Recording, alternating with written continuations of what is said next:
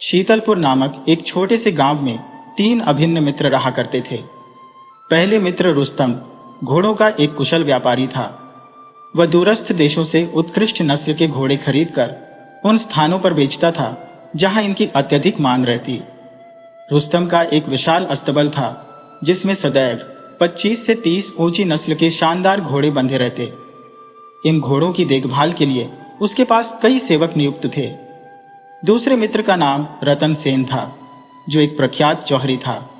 वह हीरे, जवाहरात और मोतियों का बड़ा व्यापारी था और व्यापारिक कारणों से अक्सर विदेश यात्रा किया करता। धन संपदा की उसके पास कोई कमी नहीं थी। उसके घर में भी नौकरों की बड़ी टोली उसकी सेवा में तत्पर रहती। तीसरे मित्र रामधन एक सरल स्वभाव के किसान और गांव के मुखिया थे। गांव के लोग अपनी आपसी समस्याओं और विवादों का समाधान कराने के लिए रामधन के पास आया करते थे। रामधन अपनी बुद्धिमानी और विवेक से हर झगड़े का त्वरित निपटारा कर दिया करते, जिससे पूरे गांव में उनकी खासी प्रतिष्ठा थी। हालांकि ये तीनों मित्र अपने अपने कार्य क्षेत्र में व्यस्त रहते, पर समय मिलते ही आपस में मुलाकात करना नहीं भूलते। एक दिन की बात है जब ये तीनों रामधन के घर पर एकत्र हुए। चर्चा के दौरान रामधन ने कहा, दोस्तों, अगले महीने कार्तिक मास आरंभ होने जा रहा है। मेरा मानना है कि इस पवित्र महीने में हमें तीर्थ यात्रा पर जाना चाहिए। जीवन भर केवल धन अर्जित करते रहना ही पर्याप्त नहीं है। हमें कुछ समय ईश्वर की आराधना और तीर्थ यात्रा के लिए भी निकालना चाहिए ताकि हमारा परलोक सुधर सके। तुम दोनों का इस पर क्या विचार है? जौहरी रतन सेन बोल पड़ा। भाई रामधन, तुम्हारी बात से मैं पूरी तरह सहमत हूं। सच कहूं तो धन कमाने की दौड़ में मैं अब बेहद थक चुका हूं। अब मेरा मन कहता है कि कुछ समय ईश्वर की भक्ति में व्यतीत किया जाए। रुस्तम ने भी सहमति जताते हुए कहा, तो यह तय रहा कि 3 दिनों बाद हम अपनी तीर्थ यात्रा पर निकलेंगे। इन दिनों में हम अपने सभी आवश्यक कार्य पूरे कर लेंगे। इस प्रकार तीनों मित्रों ने तीर्थ यात्रा पर जाने का निर्णय ले लिया। 3 दिनों के भीतर तीनों ने अपने अपने जरूरी कार्यों को निपटाया और फिर एकत्र होकर यात्रा के लिए निकल पड़े। यात्रा के दौरान 3-4 दिन बाद उन्होंने एक नगर में एक सराय में पड़ाव डाला। यात्रा की थकान के कारण वे कुछ आराम करना चाहते थे, लेकिन दुर्भाग्यवश जिस सराय में वे ठहरे थे वहां रात के समय आग लग गई। किसी तरह उन्होंने अपनी जान तो बचा ली, लेकिन आग और धुएं के प्रभाव से उनकी आंखों की रोशनी जाती रही। अपनी इस दुर्दशा पर विलाप करते हुए वे अपने घर लौट आए। अब उनकी जिंदगी असहाय और कठिन हो चुकी थी। उन्हें हर छोटे बड़े कार्य के लिए दूसरों पर निर्भर रहना पड़ता था। दूसरी ओर उनकी आमदनी पूरी तरह रुक गई थी, क्योंकि अब वे कोई भी व्यवसाय करने में असमर्थ हो चुके थे। समय के साथ उनके पास जो भी संचित धन संपत्ति थी वह समाप्त हो गई। धीरे धीरे उनकी आर्थिक स्थिति इतनी दयनीय हो गई कि घर में भोजन का भी संकट उत्पन्न हो गया। हालांकि इस कठिन समय में उनकी दोस्ती में कोई कमी नहीं आई थी। ऐसा प्रतीत होता था मानो उनकी मित्रता ही अब उनका एकमात्र सहारा बन चुकी थी। एक दिन जब तीनों मित्र आपस में बैठे हुए थे तो रामधन ने कहा, दोस्तों, यह हमारा दुर्भाग्य है कि हम तीनों अपनी आंखों की रोशनी खो बैठे हैं। अब तो हालत यह हो गई है कि घर में भोजन जुटाना भी मुश्किल हो गया है। इस अंधेपन के कारण हम न तो कोई काम कर सकते हैं और न ही किसी प्रकार का व्यापार। जो भी पूंजी हमारे पास थी वह भी अब समाप्त हो चुकी है। मुझे बहुत चिंता हो रही है कि हमारा भविष्य कैसा होगा, हम कैसे अपना जीवन व्यतीत कर पाएंगे। तब अंधा रुस्तम, जो घोड़ों का व्यापार करता था, कहने लगा, दोस्तों, जो होना था वह तो अब अटल है। हमारी आंखें लौटने से रही, लेकिन आगे का जीवन कैसे बिताया जाए, इसके लिए मेरे पास एक सुझाव है। अंधा होने से पहले मैं घोड़ों का कारोबार करता था और कई दूरस्थ देशों के राजाओं के संपर्क में रहा हूं। इनमें से कुछ राजा मुझे बेहद सम्मान देते थे। वीरपुर के राजा वीरसेन से मेरे विशेष मैत्रीपूर्ण संबंध रहे हैं। मुझे विश्वास है कि यदि हम वीरपुर जाकर राजा वीरसेन से मिलें तो वह हमारी सहायता अवश्य करेंगे। रामधन ने शंका प्रकट की, भाई रुस्तम, भला एक राजा के दरबार में हम जैसे 3 अंधों का क्या कार्य हो सकता है, और फिर राजा वीरसेन हमारी मदद क्यों करेंगे? इस पर जौहरी रतन सेन ने उत्तर दिया, भाई, हमें यह प्रयास अवश्य करना चाहिए। हमारे पास और कोई उपाय भी तो नहीं बचा है। इस समय हमें अपनी शेष आशाओं के सहारे ही चलना होगा। यह विचार कर तीनों मित्र वीरपुर की ओर रवाना हो गए। वीरपुर पहुंचकर जब रुस्तम राजा वीरसेन के दरबार में पहुंचा तो राजा ने उसे पहचान लिया। राजा ने कहा, अरे रुस्तम, यह तो वर्षों बाद मिलना हो रहा है। रुस्तम ने अपनी पूरी कथा विस्तार से सुनाई। कैसे एक दुर्भाग्यपूर्ण दुर्घटना ने उनकी आंखों की रोशनी छीन ली और अब वे दर दर भटकने को मजबूर है। राजा वीरसेन ने यह दास्तां सुनी और उन तीनों पर दया करते हुए कहा, तुम तीनों की स्थिति वास्तव में दयनीय है, लेकिन बताओ, अगर मैं तुम तीनों को अपने दरबार में रख लूं तो तुम क्या योगदान दे सकते हो? आखिरकार तुम तीनों तो दृष्टिहीन हो। इस पर रुस्तम ने आत्मविश्वास से कहा, महाराज, यह सत्य है कि हमारी आंखें अब काम नहीं करती, परंतु हमारे कौशल अभी भी जीवित है। मैं वर्षों से घोड़ों का सफल व्यापारी रहा हूं। मुझे हर नस्ल के घोड़े की परख है। मैं ये पहचान सकता हूं कि कोई घोड़ा युद्ध के लिए उपयुक्त है या शिकार के लिए। मेरी इस विशेषज्ञता से आपके घोड़े खरीदने के निर्णयों में सहायता हो सकती है। राजा ने रुस्तम की बात पर सहमति जताई और कहा, यदि ऐसा है तो रुस्तम, मैं तुम्हें अपने दरबार में स्थान देता हूं। इसके बाद जौहरी रतन सेन आगे बढ़ा और कहने लगा, महाराज, अंधा होने से पहले मैंने हीरे जवाहरात और मोतियों का गहन अध्ययन किया है। मैं अपनी उंगलियों के स्पर्श से किसी भी रत्न की शुद्धता और उसकी असलियत की परख कर सकता हूं। राजा ने उत्साहित होकर कहा, यदि तुम्हारी यह कला इतनी प्रभावी है तो रतन सेन, मैं तुम्हें भी अपने दरबार में स्थान दूंगा। इसके पश्चात तीसरा मित्र रामधन आगे बढ़ा और नम्र स्वर में कहने लगा, महाराज, मेरा नाम रामधन है। न तो मैं घोड़ों के व्यापार का कोई ज्ञान रखता हूं और न ही मुझे रत्नों की परख की कोई विशेषज्ञता है, परंतु अपने गांव में मैं मुखिया था। वहां मैंने अनगिनत झगड़ों को सुलझाया और समस्याओं को निपटाने की कला अर्जित की।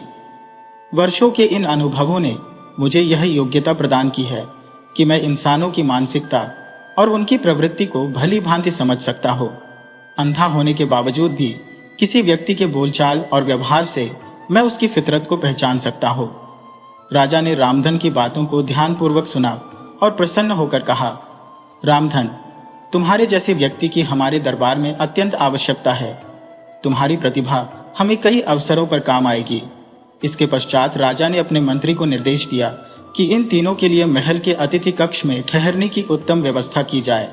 साथ ही कहा, ये तीनों आज से महल के भीतर ही निवास करेंगे। जब भी हमें आवश्यकता होगी इन्हें दरबार में बुलाया जाएगा। इस प्रकार वे तीनों मित्र अब राजा के महल में सम्मानित सलाहकार के रूप में निवास करने लगे।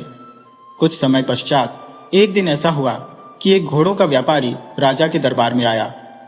उसके पास एक अत्यंत आकर्षक और ऊंची नस्ल का घोड़ा था। वह व्यापारी राजा के समक्ष गर्वित होकर कहने लगा, महाराज, यह घोड़ा अरबी नस्ल का है और समस्त संसार में इसकी कोई तुलना नहीं है। इसकी गति ऐसी है जैसे बिजली आसमान में कौंध रही हो। इसे आप शिकार पर ले जाएं या युद्ध भूमि में, यह हर कसौटी पर खरा उतरेगा। राजा ने उस घोड़े को देखा। उसकी लंबाई, चौड़ाई और शरीर की बनावट देखकर राजा अत्यंत प्रभावित हुआ और उसे खरीदने का मन बना लिया। व्यापारी ने उसकी कीमत बताते हुए कहा, महाराज, यह अद्वितीय घोड़ा है और इसकी कीमत 10,000 स्वर्ण मुद्राएं है। यह सुनकर राजा कुछ संशय में पड़ गया। उसने सोचा, अब तक मैंने इतना महंगा घोड़ा नहीं खरीदा। क्या यह वास्तव में इतनी कीमत के योग्य है? क्यों न अंधे रुस्तम की सलाह ली जाए, जो घोड़ों का गहरा जानकार है। राजा ने तुरंत एक सेवक को भेजकर रुस्तम को बुलवाया। जब रुस्तम आया तो उसने घोड़े को अपने हाथों से टटोल टटोल कर जांचा। कुछ देर तक घोड़े की बनावट को समझने के बाद रुस्तम ने गंभीरता से कहा, महाराज, मेरा निर्णय यह है कि यह घोड़ा आपकी गरिमा के अनुरूप नहीं है। यह घोड़ा किसी भी दृष्टि से योग्य नहीं है। रुस्तम की बात सुनकर घोड़े का व्यापारी क्रोधित हो उठा। उसने राजा से कहा, महाराज, यह व्यक्ति तो अंधा है। इसे घोड़े की भलाई या गुणवत्ता का क्या पता? अंधा रुस्तम अब तक खामोशी से खड़ा था, लेकिन जब सुदागर ने उसके बारे में अपमानजनक शब्द कहे तो वह धीमे स्वर में बोला, महाराज, अगर आप अनुमति दें तो यह अंधा भी अपनी बात रखिएगा। राजा ने उसकी बात सुनने की स्वीकृति दी। रुस्तम ने कहना शुरू किया, महाराज, वास्तव में यह घोड़ा बीमार है। इसे केवल बाहरी तौर पर आकर्षक बनाने के लिए खिला पिलाकर तैयार किया गया है, मगर मेरी अनुभवी दृष्टि यह कहती है कि इस पर कभी किसी ने सवारी नहीं की होगी। जब मैंने इसके शरीर को टटोला और कमर पर दबाव डाला तो यह घोड़ा भय से कांपने लगा। अगर आपको मेरी बात पर यकीन नहीं है तो आप स्वयं इस पर सवार हो जाइए। मेरा दावा है कि यह घोड़ा न तो एक कदम चलेगा और न ही आपका आदेश मानेगा, बल्कि यह बदकने लगेगा। रुस्तम की बात सुनकर राजा ने तत्काल अपने एक सिपाही को आदेश दिया कि वह घोड़े पर सवारी करके उसकी परीक्षा ले। सिपाही जैसे ही घोड़े पर सवार हुआ, घोड़ा बुरी तरह से बदकने लगा। यह दृश्य देखकर दरबार में उपस्थित सभी लोग दंग रह गए। घोड़ा सचमुच एक कदम भी नहीं बढ़ा सका। इस घटना के बाद राजा रुस्तम की अद्वितीय योग्यता से अत्यंत प्रभावित हुआ। उसने सुदागर को डांटते हुए कहा, तुम हमारे राज्य में आकर हमें छलने की धृष्टता कर रहे हो। इसके लिए तुम्हें 10,000 अशर्फियों का दंड दिया जाता है। यह रकम तुमसे वसूल कर अंधे रुस्तम को प्रदान की जाएगी। राजा के आदेशानुसार सुदागर से 10,000 अशर्फियां वसूल कर रुस्तम को दे दी गईं। कुछ समय बाद राजा के खजाने में रखा एक मूल्यवान और विशाल मोती चर्चा का विषय बन गया। राजा ने सोचा कि यदि उसके पास ऐसा ही एक और मोती हो तो यह उसके खजाने की शोभा बढ़ा देगा। कुछ दिनों के पश्चात एक जौहरी राजा के पास आया और उसने बिल्कुल उसी प्रकार का एक और मोती प्रस्तुत किया। राजा को वह मोती बहुत पसंद आया। उसने उस जौहरी से इसे खरीदने की इच्छा प्रकट की। जौहरी ने कहा, महाराज, इस मोती की कीमत 5,000 अशर्फिया है। राजा ने यह मूल्य सुनकर विचार किया, इतनी ऊंची कीमत का मोती खरीदने से पहले क्यों न अंधी रतनसेन से परामर्श लिया जाए। उसने अपने एक सेवक को रतनसेन को बुलाने का आदेश दिया। रतनसेन दरबार में आया। उसने नए मोती को हाथों में लिया और उसे गहराई से जांचने लगा। इसके बाद उसने राजा के पुराने मोती को भी अपने हाथ में लिया और दोनों की तुलना करते हुए परखने में जुट गया। कुछ देर बाद उसने गंभीर स्वर में कहा, महाराज, यह मोती जिसे आप 5,000 अशर्फियां देकर खरीदने की योजना बना रहे हैं, पूरी तरह से नकली है। रतनसेन के इस निर्णय से जौहरी क्रोधित हो उठा। उसने राजा से कहा, महाराज, यह व्यक्ति तो अंधा है, इसे मोती की परख का क्या ज्ञान। राजा ने रतनसेन से पूछा, तुमने इस मोती को नकली क्यों कहा? क्या तुम इसे प्रमाणित कर सकते हो? रतनसेन ने तुरंत ही एक सेवक को पत्थर लाने का आदेश दिया। पत्थर आते ही उसने राजा का मोती लिया और उसे भूमि पर रखकर जोर से पत्थर की चोट की। जैसे ही पत्थर की चोट लगी, मोती उछलकर दूर जा गिरा, लेकिन उसे कोई क्षति नहीं पहुंची। इसके बाद रतनसेन ने जौहरी का मोती लिया, उसे जमीन पर रखा और उसी प्रकार से पत्थर की चोट मारी। इस बार जैसे ही पत्थर ने मोती को छुआ, वह चकनाचूर हो गया। यह देख राजा आश्चर्यचकित रह गया। उसने जौहरी को कड़ी फटकार लगाते हुए कहा, तुमने एक राजा को धोखा देने की हिम्मत की। हम चाहे तो अभी तुम्हारा सिर धड़ से अलग करवा सकते हैं, लेकिन हम व्यापारियों की मर्यादा का सम्मान करते हैं, इसलिए तुम्हें जीवनदान दिया जा रहा है। परंतु तुम्हारे धोखे की सजा अवश्य मिलेगी। तुम्हें 5,000 अशर्फियां जुर्माने के रूप में अदा करनी होंगी। राजा ने तुरंत ही जौहरी से 5,000 अशर्फियां वसूल की और वह अशर्फियां रतनसेन को भेंट कर दी। राजा रतनसेन की इस काबिलियत से अत्यधिक प्रसन्न हुआ और सोचने लगा कि उसने 2 अंधों की योग्यता परखी है और दोनों ही राज्य के लिए लाभकारी सिद्ध हुए हैं। अब राजा ने विचार किया कि क्यों न तीसरे अंधे रामधन की भी परीक्षा ली जाए। रामधन ने दावा किया था कि वह किसी भी स्त्री या पुरुष के चरित्र और व्यवहार को परख सकता है। राजा ने सोचा, क्यों न उससे महारानी के विषय में कुछ पता लगाया जाए। इस विचार के साथ राजा ने रामधन को एकांत में बुलाया और कहा, हम तुम्हारी क्षमता को परखना चाहते हैं। तुमने कहा था कि तुम स्त्रियों और पुरुषों के स्वभाव को पहचान सकते हो। अब हम चाहते हैं कि तुम हमारी महारानी के बारे में कुछ बताओ। रामधन तुरंत सहमत हो गया और बोला, ठीक है महाराज, मैं महारानी के विषय में अवश्य बताऊंगा, लेकिन इसके लिए उन्हें यहां बुलाना होगा। राजा ने तत्काल एक दासी को आदेश दिया कि वह महारानी को बुलाकर लाए। दासी दौड़ती हुई रानी के कक्ष में पहुंची और संदेश दिया, लेकिन रानी ने उत्तर दिया, मैं अभी व्यस्त हूं। दासी ने दोबारा जाकर रानी से आग्रह किया, तब रानी ने कहा, मैं अभी श्रृंगार कर रही हूं। तीसरी बार जब दासी रानी के पास गई तो उसने उत्तर दिया, मैं अभी वस्त्र बदल रही हूं। हर बार दासी जब भी रानी के पास जाती, वह कोई न कोई बहाना बनाकर उसे लौटा देती।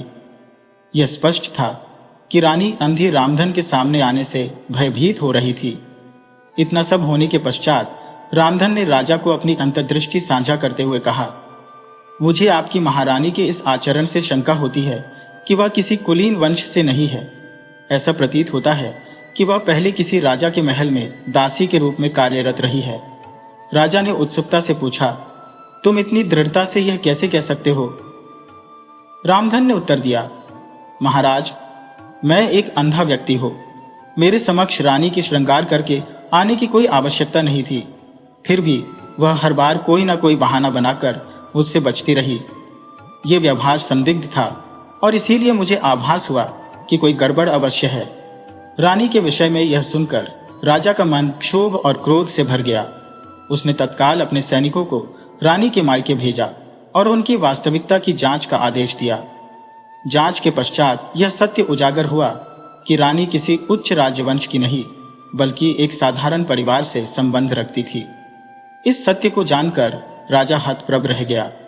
वह रानी पर दंड तो नहीं लगा सकता था, किंतु उसने रामधन की सूझबूझ से प्रभावित होकर उसे 5000 अशर्फिया पुरस्कार स्वरूप प्रदान की। 2 दिन पश्चात राजा ने पुनः रामधन को बुलाया और कहा, क्या तुम हमारे मंत्री के बारे में भी कुछ बता सकते हो? रामधन ने सहजता से कहा, महाराज, आपके मंत्री के बारे में बताना कठिन नहीं है। वह अत्यंत धूर्त और स्वार्थी व्यक्ति है। राजा ने हैरानी से पूछा, तुम यह किस आधार पर कह रहे हो? रामधन ने उत्तर दिया, महाराज, रानी के बारे में मैंने जो रहस्य उद्घाटन किया था, वह पूरे महल में ही केवल आपको और आपके मंत्री को ही ज्ञात था, किंतु अब वह खबर नगर में फैल चुकी है। यह केवल तभी संभव है जब आपके मंत्री ने इस गोपनीयता को तोड़ा हो। निस्संदेह उसने इस बात को अपनी पत्नी को बताया होगा, जिसने इसे अपनी पड़ोसन से साझा किया होगा, और फिर इस प्रकार यह पूरे नगर में फैल गई। यह स्पष्ट करता है कि आपके मंत्री के पास रहस्य टिकता नहीं। राजा ने तुरंत मंत्री को दरबार में बुलाया और पूछा, क्या तुमने मेरी पत्नी से जुड़े रहस्य को किसी से साझा किया था? मंत्री ने सिर झुकाते हुए कहा, महाराज, मैंने यह बात केवल अपनी पत्नी से कही थी। यह सुनकर राजा को पूर्ण विश्वास हो गया कि रामधन का निष्कर्ष बिल्कुल सही था। इस प्रकार राजा ने तीनों अंधों की परीक्षा पूरी कर ली। इसके बाद उसने उन तीनों को बुलाया और कहा, तुम तीनों मेरी परीक्षा में पूरी तरह खरे उतरे हो।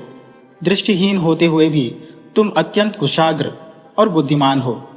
इसी कारण मैं तुम तीनों को अपने दरबार में सलाहकार नियुक्त करता हूं। आज से तुम्हारे रहने और खाने की व्यवस्था महल में ही होगी। इस प्रकार तीनों मित्र अब राजा के दरबार के स्थायी सदस्य बन गए। राजा इस बात से प्रसन्न था कि उसके दरबार में 3 अद्वितीय और बुद्धिमान सलाहकार शामिल हो गए हैं।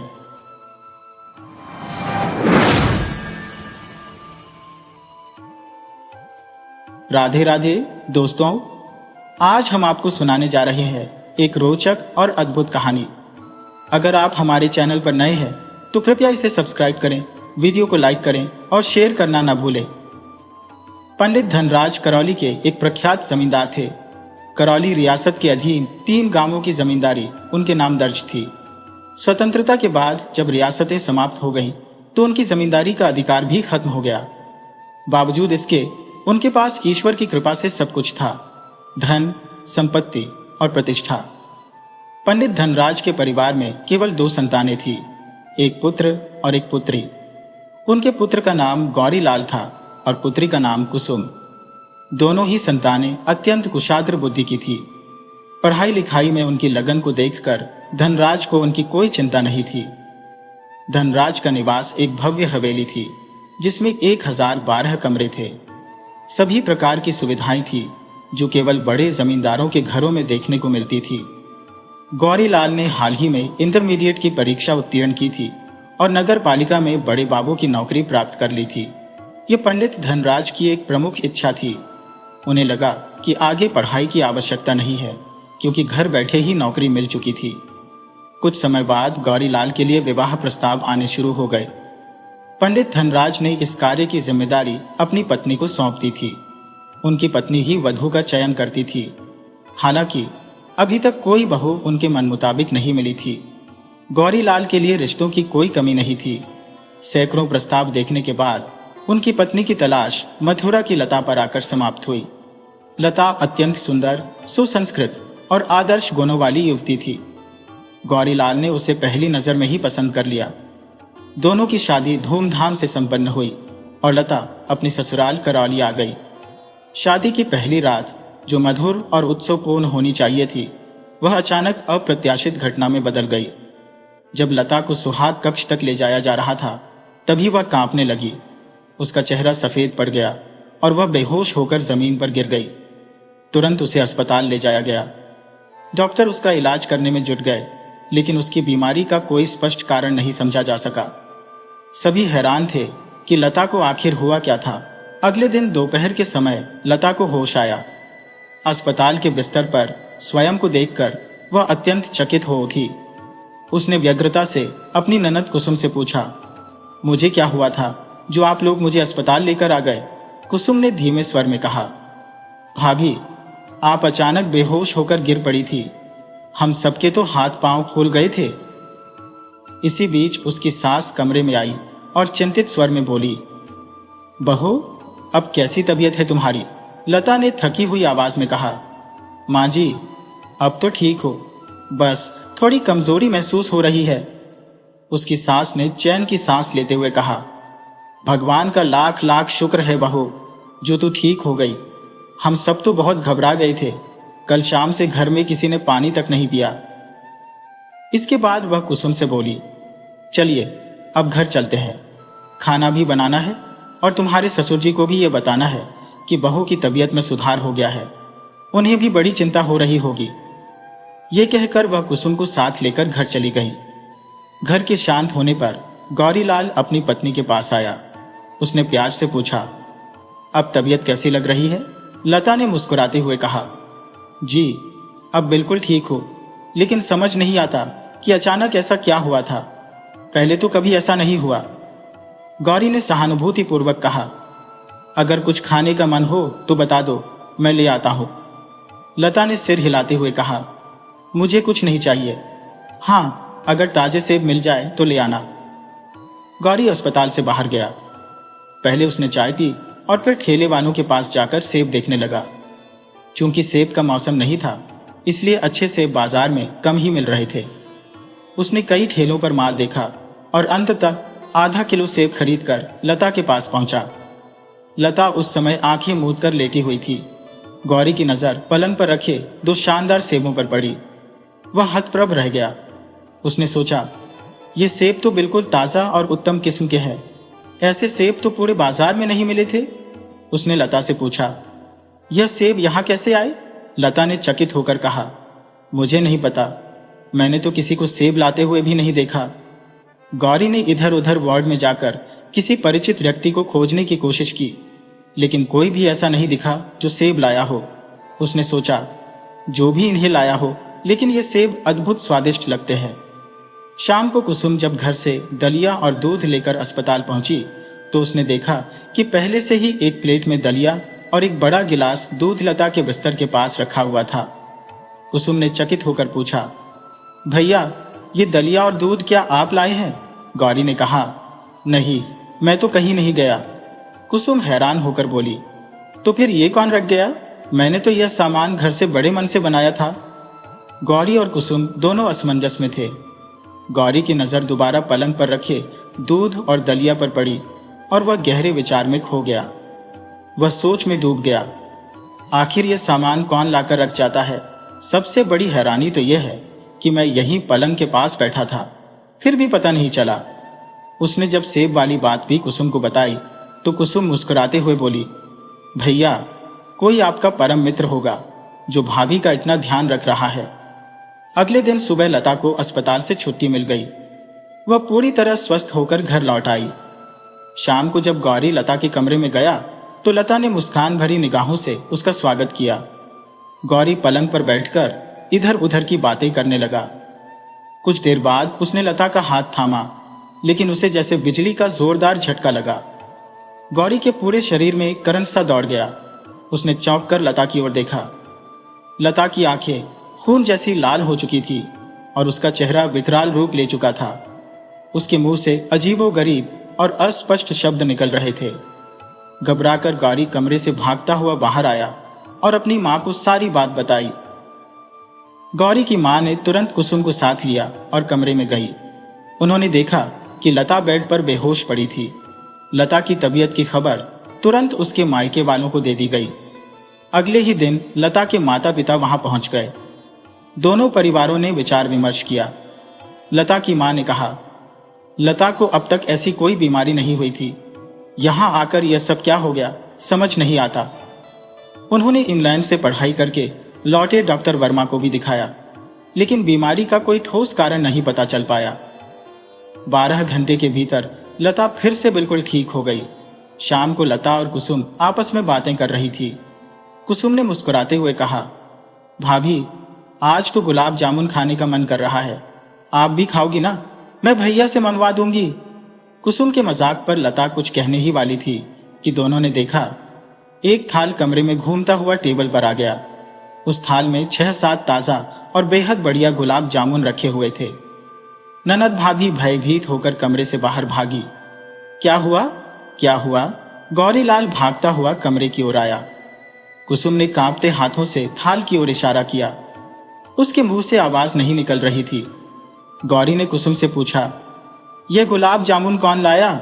शोर सुनकर लता के माता पिता और गौरी की मां भी वहां आ गए। कुसुम ने गुलाब जामुन वाली घटना सबको बताई। सभी दूसरे कमरे में जाकर इस पर चर्चा करने लगे।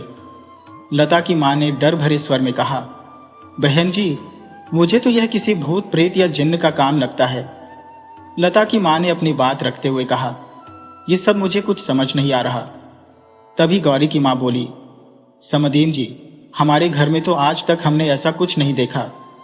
इतने में पंडित धनराज भी वहां आ पहुंचे और दोनों समधीनों की बातचीत सुनकर बोले, भूत प्रेत जैसी कोई चीज नहीं होती, यह सब मन का वहम है। हाँ, अगर कोई भूत मेरे लिए रबड़ी का दाना लाकर रख दे तब मैं भी मान जाऊंगा।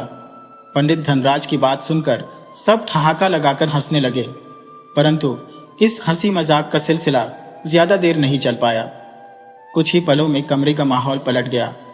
सबने देखा कि खुले दरवाजे से रबड़ी के 5 दाने हवा में तैरते हुए अंदर आए और कमरे में घूमते हुए मेज पर जा गिरे। यह दृश्य देखकर सभी के होश उड़ गए। महिलाओं की तो डर के मारे चीखें निकल गईं। सब घबराकर कमरे से बाहर भागे। परिवार के सभी सदस्य इस नतीजे पर पहुंचे कि घर में किसी बुरी आत्मा का साया है। हालांकि वह आत्मा अब तक किसी को नुकसान नहीं पहुंचा रही थी। सभी ने यह भी महसूस किया कि लता तभी बीमार पड़ती थी जब गौरीलाल उसके कमरे में जाता था। इसके बाद गौरी ने लता के कमरे में जाना ही छोड़ दिया। धनराज ने अपने मित्रों से सलाह करके कानपुर के एक प्रसिद्ध ओझा को बुलवाया। ओझा ने घर का निरीक्षण करते ही कहा, इस मकान पर एक जिन्न का साया है। मैं इसे यहां से हटाने का उपाय कर सकता हूं, परंतु दक्षिणा मोटी लगेगी। धनराज ने वादा किया, इस मुसीबत से छुटकारा दिला दीजिए, आप जो मांगेंगे वह दिया जाएगा। ओझा को ऊपर की मंजिल पर एक अलग कमरा दिया गया। आधी रात का समय था। गौरी अपने कमरे में गहरी नींद में सो रहा था कि अचानक उसे ठंड लगने लगी। उसने उठकर पंखा बंद कर दिया और फिर सोने की कोशिश करने लगा, लेकिन अभी उसकी आंख लगी भी नहीं थी कि पंखा फिर से चालू हो गया। गौरी ने सोचा, शायद कुसुम ने पंखा चला दिया होगा। वह पंखा बंद करने के लिए उठा ही था कि अचानक लाइट चली गई। वह खाट पर लेट गया। उसकी निगाह छत की ओर गई तो यह देखकर उसके होश उड़ गए कि लाइट न होने के बावजूद पंखा तेजी से चल रहा था। वह पंखे को देखता रहा। 20 मिनट बीत गए, लेकिन पंखा उसी गति से घूम रहा था। तभी उसकी खाट जमीन से करीब 5 फुट ऊपर उठ गई और कमरे में गोल गोल घूमने लगी। भय के मारे गौरी के मुंह से जोरदार चीख निकल गई। वह खाट से कूदकर कमरे से बाहर भागा और अपने पिता के कमरे की तरफ दौड़ा। गौरी की चीख सुनकर पूरा परिवार जाग गया। सब अपने अपने कमरों से बाहर आ गए। ओझा भी मंत्र पढ़ते हुए मकान के चौक में पहुंच गया था। अचानक बादलों की गरजने की दहाड़ ने सबका ध्यान खींचा। देखते ही देखते पानी के स्थान पर खून की छींटें पड़ने लगी। ओझा ने गंभीर स्वर में कहा, सब भीतर चले जाओ, और खुद बरामदे में बैठकर मंत्रोच्चारण करने लगा।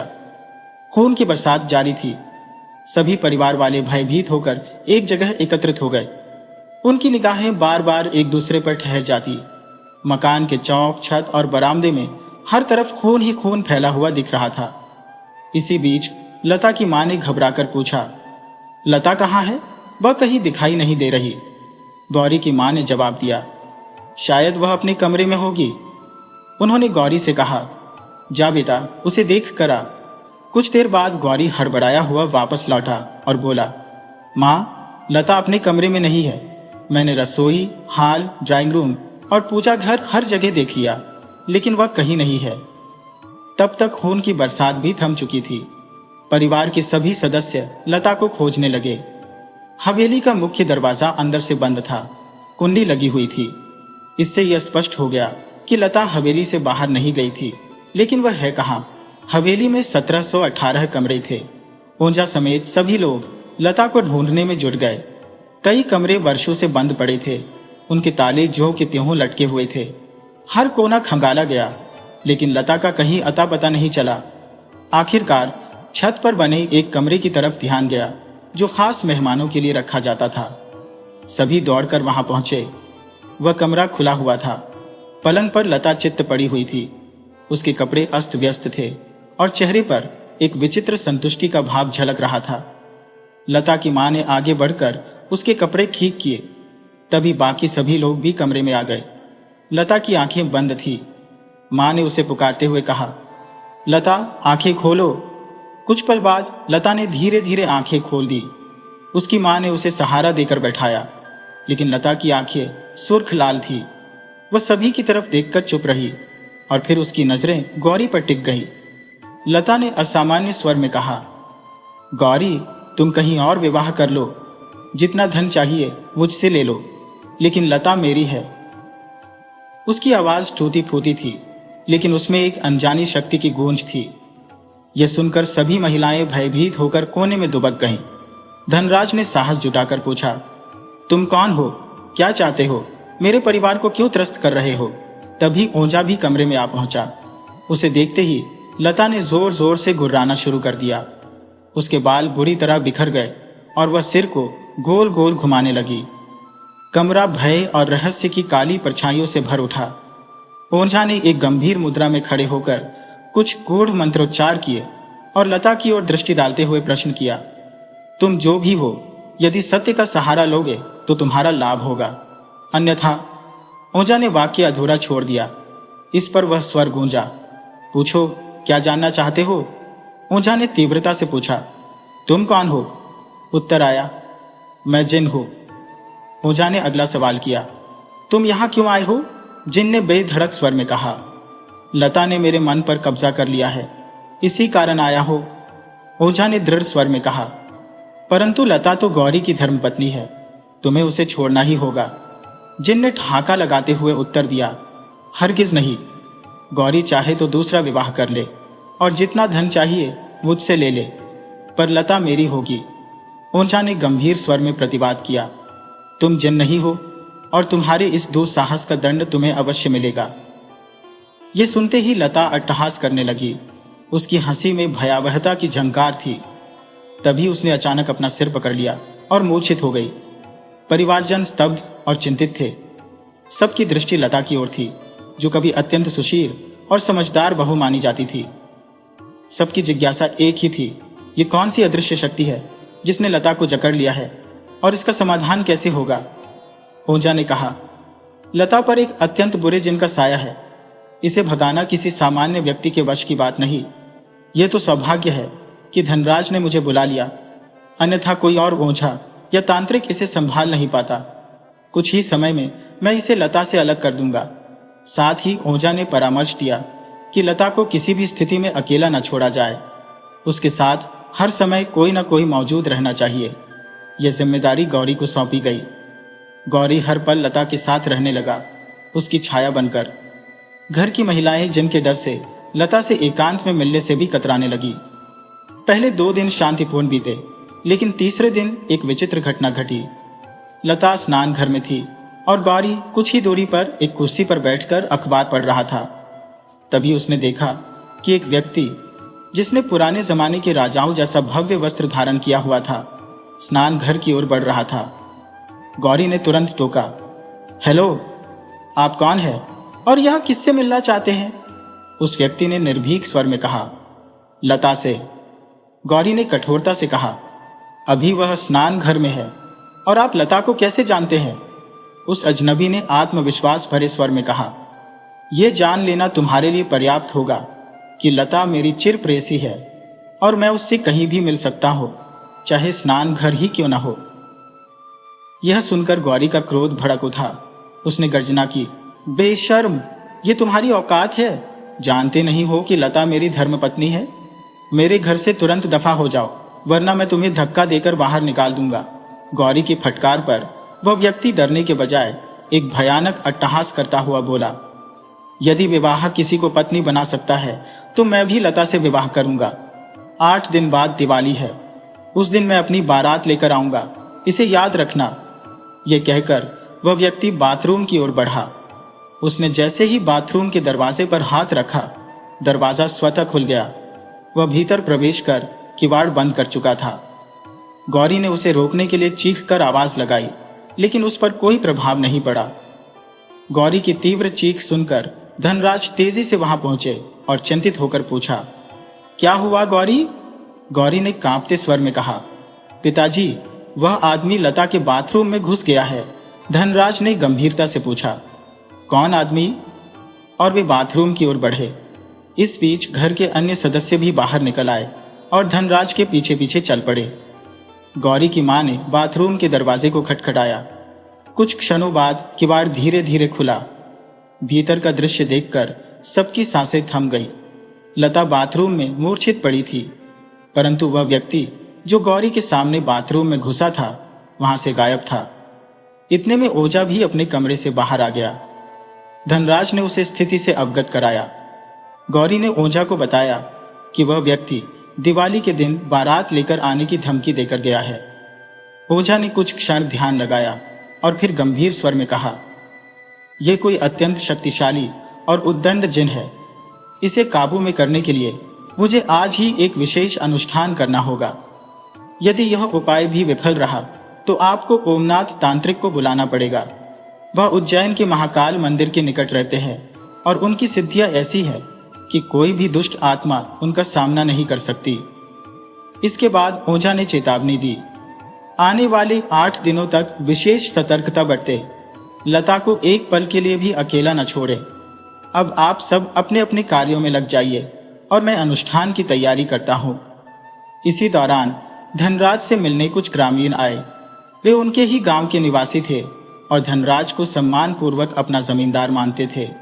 गांव में यह खबर फैल चुकी थी कि किसी बुरी आत्मा ने जमींदार साहब के परिवार को निशाना बनाया है। वे हालचाल पूछने और सहायता का आश्वासन देने आए थे। धनराज ने सबको चौपाल में बैठाया और उनके लिए जलपान का प्रबंध किया। नाश्ता करते हुए वे उस जिन की चर्चा करने लगे। एक ग्रामीण ने कहा, बाबूजी, आप सीधे साधे इंसान हैं, इसलिए वह जिन आपको परेशान कर रहा है। अगर वह मुझे मिल जाए तो मैं उसे सबक सिखा दूं। दूसरे ग्रामीण ने हामी भरते हुए कहा, बाबूजी, आप चिंता न करें, हम सब मिलकर संभाल लेंगे। ये कहते हुए उसने अपना तंबाकू का बटुआ निकाला। जैसे ही उसने बटुआ खोला, एक तीव्र दुर्गंध फैलने लगी। बटुए में मानव खोपड़ी का एक टुकड़ा रखा था। उसने घबराकर बटुआ उठाया और उसे पास की नाली में फेंक दिया। इसके बाद उसने अपने साथी से तंबाकू मांगी। दूसरे ग्रामीण ने भी अपना बटुआ निकाला और जैसे ही उसे खोला, उसमें से वही भयावह वस्तु, मानव अवशेष, नजर आई। यह दृश्य देखकर सभी ग्रामीणों के चेहरे का रंग उड़ गया। अब हर कोई अपनी जेबें, बटुएं और अन्य सामान टटोलने लगा। किसी के बटुए में, किसी के थैले में, तो किसी के कपड़ों में वही मानव अवशेष छुपा हुआ था। वातावरण में तीव्र दुर्गंध फैल गई और वहां मौजूद हर शख्स भयभीत होकर थरथराने लगा। गांव वाले सहमे हुए थे और एक एक करके बहाने बनाकर वहां से निकलने लगे। तभी अचानक एक जोरदार चीख ने सभी को स्तब्ध कर दिया। मुझे छोड़ दो, बचाओ, कोई मेरी मदद करो, ये मेरी जान ले लेगा। चीखने वाले कोई और नहीं बल्कि ओंझा थे। उनकी आवाज में इतनी दहशत थी कि हर कोई डर से सिहर उठा। ओंझा गिड़गिड़ाते हुए चिल्ला रहा था, मुझे जाने दो, मैं फिर कभी यहां नहीं आऊंगा, छोड़ो मुझे। परिवार के सभी सदस्य ओंझा की चीख सुनकर घबराते हुए बाहर आ गए। वहां का दृश्य दिल दहलाने वाला था। सफेद वस्त्र पहने एक आदमी ओंझा की गर्दन दबाए खड़ा था। उसकी आंखों में भयानक क्रोध था और वह अट्टहास करते हुए कह रहा था, कल मैं बारात लेकर आऊंगा और लता को ब्याह कर ले जाऊंगा। देखता हूं मुझे कौन रोकता है। इतना कहते ही उस व्यक्ति ने ओंझा को दोनों हाथों से उठाया और जैसे कोई गेंद फेंकता है वैसे ही बेरहमी से चौक के बीच फेंक दिया। धनराज तुरंत ओंझा की ओर भागे। ओंझा दर्द से कराह रहा था, उसकी हड्डियों में गहरी चोट आई थी। धनराज ने फौरन एक तांगा मंगवाया और गौरी को आदेश दिया कि ओंझा को अस्पताल लेकर जाए।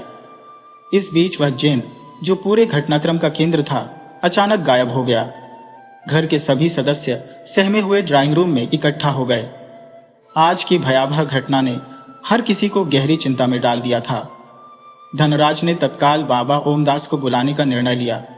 गौरी की मां ने चिंतित होकर पूछा, बाबा का पता कैसे मिला? धनराज ने जवाब दिया, काली ओझा से पता लिया था। बाबा को कल ही टेलीग्राम भेज दिया है, उन्होंने आने का वादा किया है। लता की मां हाथ जोड़कर ईश्वर से प्रार्थना करने लगी, पता नहीं बाबा कब आएंगे, मुझे तो इस जिन से बहुत डर लग रहा है। धनराज ने भी ईश्वर पर विश्वास जताते हुए कहा, चिंता मत कीजिए, अगर भगवान ने चाहा तो जल्द ही इस मुसीबत से छुटकारा मिल जाएगा। आज दीपावली का दिन था। पूरा शहर रोशनी और खुशियों से सराबोर था। पटाखों की गूंज और बाजार की रौनक हर ओर फैली थी। लेकिन पंडित धनराज के घर में उत्सव का नामो निशान नहीं था। हर चेहरा उदासी और चिंता में डूबा हुआ था। किसी ने भोजन तक नहीं किया। सब यही सोच रहे थे कि आज रात क्या होने वाला है। सभी स्तब्ध और भयभीत थे। ऐसी स्थिति में भोजन करना तो जैसे असंभव हो गया था। समय का पहिया किसी तरह दोपहर तक खींच गया। अब तक कोई अप्रिय घटना घटित नहीं हुई थी। हर कोई लता के कमरे में जमा था, लता के समीप बैठे हुए। सभी की निगाहें तांत्रिक बाबा ओमदास के आगमन की प्रतीक्षा कर रही थी। घर के किसी भी कोने से यदि मामूली सी आवाज भी आती तो हर दिल धड़क उठता। गौरी आवाज की पड़ताल करता और कुछ न मिलने पर वापस कमरे में लौट आता। घड़ी की सुई 5 बजा चुकी थी। पूरा नगर रोशनी में सराबोर था, किंतु बाबा ओमदास का कहीं अता पता नहीं था। गौरी प्रकाश जलाने के लिए बाहर निकला। तभी धनराज के कमरे की ओर से बाजे गाजे की ध्वनि सुनाई दी। ऐसा प्रतीत हुआ जैसे किसी ने वहां बैंड बजाना शुरू कर दिया हो। लता को कमरे में छोड़कर बाकी सभी लोग बाहर निकल आए। धनराज ने कमरे का किवाड़ बंद करके ताला जड़ दिया और ध्वनि की दिशा में भागे। अचानक उनका पूरा घर प्रकाशमय हो उठा। यह चमत्कारिक था, क्योंकि घर में तो इतनी रोशनी के साधन भी नहीं थे। चारों ओर भीड़ जैसा कोलाहल गूंज उठा, परंतु कोई भी व्यक्ति दृष्टिगोचर नहीं हो रहा था। मुख्य द्वार एकाएक धड़ाके से खुला, मानो सैकड़ों लोग भीतर प्रवेश कर रहे हो। पदचापों की स्पष्ट गूंज सुनाई दे रही थी। बैंड बाजे की ध्वनि घर के भीतर गूंजने लगी। तभी मुख्य द्वार पुनः बंद हो गया। कुछ पल बाद घर में अंधकार छा गया, परंतु शीघ्र ही मध्यम प्रकाश अज्ञात दिशा से प्रकट हुआ और धीरे धीरे पूरे घर में फैलने लगा। चौक में असंख्य नरमुंड दिखाई देने लगे। विचित्र और भयावह आकृतियां उभर आई, जिनके हाथों में हड्डियों के टुकड़े, मांस के लोथड़े और अन्य खाद्य सामग्री थी। कोई प्याले में रक्त पी रहा था तो कोई हड्डी चबा रहा था। दृश्य इतना विकराल था कि घर की महिलाएं भय से मूर्छित हो गईं। लता के पिता भी चेतना खोकर धरती पर गिर पड़े। केवल धनराज होश में थे, लेकिन वह भी भय से कांपते हुए कोने में खड़े थे। गौरी का कहीं अता पता नहीं था। तभी एक आकृति प्रकट हुई, जिसने दुल्हन का परिधान धारण किया हुआ था। उसके हाथों में वरमाला थी। अचानक लता के कमरे का ताला खटाक गिर पड़ा। दरवाजे के पट स्वतः खुल गए। 16 श्रृंगार में सजी धजी लता बाहर निकली। वह भी दुल्हनों के बीच में खड़ी थी। उनके हाथों में भी वरमाला थी। वह धीरे धीरे उस दूल्हे की ओर बढ़ने लगी जिसकी आकृति भयावह थी। दूल्हे ने धनराज को उपहास भरे स्वर में कहा, तेरी आंखों के सामने लता मुझे वरमाला पहनाएगी। अगर हिम्मत है तो रोक ले, आज के बाद वह मेरी पत्नी कहलाएगी। धनराज कुछ कहने या करने में असमर्थ रहा। लता धीमे कदमों से बढ़ती हुई उस भयानक आकृति के समीप पहुंची। उसके दोनों हाथों में वरमाला थी, जिसे वह झुकी हुई दृष्टि के साथ दूल्हे के गले में डालने ही वाली थी कि अचानक मुख्य द्वार गर्जना करते हुए खुला। एक गूंजती हुई आवाज सुनाई दी, मानो किसी ने आकाशीय आदेश दिया हो, ठहरो। धनराज ने हड़बड़ाकर द्वार की ओर देखा तो वहां एक तेजस्वी सन्यासी बाबा ओमदास खड़े थे। उनकी गंभीर आवाज सुनते ही लता ने अपने हाथ झुका ली। बाबा ने धनराज को कड़क स्वर में निर्देश दिया, मुख्य द्वार को बंद कर ताला लगा दो। धनराज ने तुरंत आज्ञा का पालन किया। इसके बाद बाबा ओमदास ने अपने हाथ में पकड़े चक्रदंड को घुमाया और गूढ़ मंत्रों का उच्चारण किया। उनके शब्दों की शक्ति से घर में मौजूद सभी भूत प्रेत और जिन्न जैसे ही स्तंभित हो गए। वे चीत्कार करते हुए एक दूसरे पर गिरने लगे। यह दृश्य भयावह था, लेकिन बाबा के अद्भुत प्रभाव से हर कोई निश्चल खड़ा था। बाबा ने फिर धनराज को आदेश दिया, एक खाली बोतल ले आओ। धनराज तुरंत भीतर गया और खाली बोतल लाकर बाबा को सौंप दी। बाबा ने बोतल का ढक्कन खोला और उस पर मंत्र फूंका। उसी क्षण दूल्हा बने जिन्न की आकृति लुप्त हो गई और उसके स्थान पर एक तेजस्वी ज्योति प्रकट हुई। वह ज्योति धीरे धीरे सिमटकर बोतल के भीतर समा गई। बोतल में बंद होते हुए वह जिन्न कहने लगा, मैं केवल बारात में शामिल होने वाले भूत प्रेतों का हिस्सा हूं, मैं यहां से चला जाऊंगा। बाबा ओमदास मुस्कुराते हुए बोले, तो दावत खाने का लोभ तुझे यहां खींच लाया था। खैर, अब सुन ले, यदि भविष्य में इस नगर के आसपास कोई भी भूत प्रेत दिखाई दिया तो उसका भी यही हश्र होगा। ये कहते हुए उन्होंने बोतल में बंद जिन्न को सभी को दिखाया। बाबा ने धनराज को द्वार खोलने का निर्देश दिया। जैसे ही धनराज ने दरवाजा खोला, सैकड़ों भूत प्रेत चीखते चिल्लाते हुए घर से बाहर भागे। एकाएक घर का वातावरण शांत और शुद्ध हो गया। धीरे धीरे घर के सभी लोग होश में आने लगे। उनकी आंखों में बाबा के प्रति कृतज्ञता और आश्चर्य का भाव स्पष्ट था। धनराज ने अपने परिवार को बाबा ओमदास का परिचय दिया और कहा, इनकी कृपा से ही हम इस संकट से मुक्त हुए हैं। सभी ने आगे बढ़कर बाबा के चरण स्पर्श किए और उन्हें सादर नमन किया। बाबा ने कहना आरंभ किया, यह जिन्न अत्यंत शक्तिशाली था। सौभाग्यवश मैं समय पर पहुंच गया, अन्यथा बड़ा अनर्थ हो सकता था। अब निश्चिंत रहे, क्योंकि मैंने इस जिन्न को बोतल में कैद कर लिया है। इसे लेकर मैं महाकाल की सेवा में प्रस्तुत करूंगा। इसके पश्चात धनराज ने बाबा से निवेदन किया कि वे उनके यहाँ विश्राम करें, परंतु बाबा ने इसे विनम्रता पूर्वक अस्वीकार कर दिया। धनराज ने बाबा ओमदास को श्रद्धा सहित दक्षिणा अर्पित की और उन्हें ससम्मान विदा किया। परिवार के सभी सदस्यों के चेहरों पर मुस्कान की झलक दिखाई देने लगी। तभी लता की मां ने कहा, गौरी कहीं दिखाई नहीं दे रहा है। धनराज ने चौंक कर कहा, अरे सचमुच, गौरी कहाँ गया? ये सुनकर सभी लोग गौरी को खोजने के लिए बाहर निकल पड़े। गौरी को खोजते हुए वे बरामदे तक पहुंचे, जहां छत से लगी एक कुंडी में गौरी बेहोशी की अवस्था में उल्टा लटका हुआ मिला। उसके हाथ पीछे की ओर बांधकर कसकर गांठ लगाई गई थी। आनन फानन में सीढ़ी लगाई गई और गौरी को नीचे उतारा गया। उसकी सांसें बहुत धीमी गति से चल रही थी। गौरी को तुरंत अस्पताल ले जाया गया, जहां 1 सप्ताह के उपचार के बाद उसकी स्थिति स्थिर हुई। हालांकि वह अपने हाथों से अपंग हो गया। समय बीतने के साथ गौरी को नगर पालिका में बड़े बाबू की नौकरी प्राप्त हुई। गौरी और लता के 2 बच्चे हुए। कुछ समय बाद मेरे मित्र को उसी नगर पालिका में नौकरी मिली। हालांकि मेरे मित्र ने वह नौकरी बाद में छोड़ दी, लेकिन इस दौरान उनका गौरी से परिचय गहरा हो गया। यह कहानी स्वयं गौरी ने मेरे मित्र को सुनाई थी और फिर मेरे मित्र ने मुझे सुनाई। दोस्तों, यदि आपको यह कथा रोचक लगी हो तो कृपया हमारे चैनल को सब्सक्राइब करें, वीडियो को लाइक करें और दूसरों के साथ शेयर करें। राधे राधे।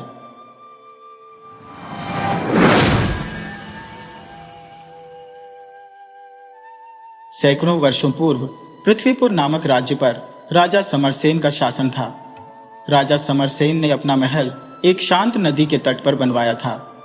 महल की एक खिड़की सीधे उस नदी के किनारे खुलती थी। अक्सर राजा अपनी महारानी के साथ उस खिड़की पर खड़े होकर ठंडी हवा का आनंद लिया करते थे। राजा के दरबार में प्रसन्न नामक एक मंत्री था, जो अपने नाम की भांति हर समय प्रसन्न चित्त रहता था। उसके चेहरे पर मुस्कान स्थायी रूप से छाई रहती थी। नगरवासी उसे खुशदिल मंत्री के नाम से पुकारते थे। उसके मुख पर कभी चिंता की कोई रेखा नहीं दिखती थी। वह हर किसी से हंसते हुए बात करता था। यहां तक कि जब उसका जवान बेटा स्वर्ग सिधार गया, तब भी वह अगले ही दिन दरबार में अपनी आदत के अनुसार हंसते मुस्कुराते सबके साथ बातचीत कर रहा था। राजा समरसेन ने जब उसकी यह स्थिति देखी तो वह आश्चर्यचकित रह गए। उन्होंने इस बारे में मंत्री से अकेले में बात करने का निश्चय किया। दरबार समाप्त होने के बाद राजा मंत्री को एकांत कक्ष में ले गए और बोले, मंत्री जी, आपको देखकर मैं स्तब्ध हो। कल ही आपका पुत्र चला गया और आज आप दरबार में ऐसे व्यवहार कर रहे हैं जैसे कुछ हुआ ही नहीं। इसका कारण क्या है? मंत्री प्रसन्न ने झुककर उत्तर दिया, महाराज, जीवन के दुख और कष्ट अपनी जगह है, लेकिन इन्हीं दूसरों के समक्ष व्यक्त करके क्या लाभ? मेरा मानना है कि हर व्यक्ति को हर परिस्थिति में प्रसन्न चित्त रहना चाहिए। मुझे लगता है कि ईश्वर भी उन्हीं का साथ देते हैं जो हर मुसीबत में धैर्य और संतोष बनाए रखते हैं।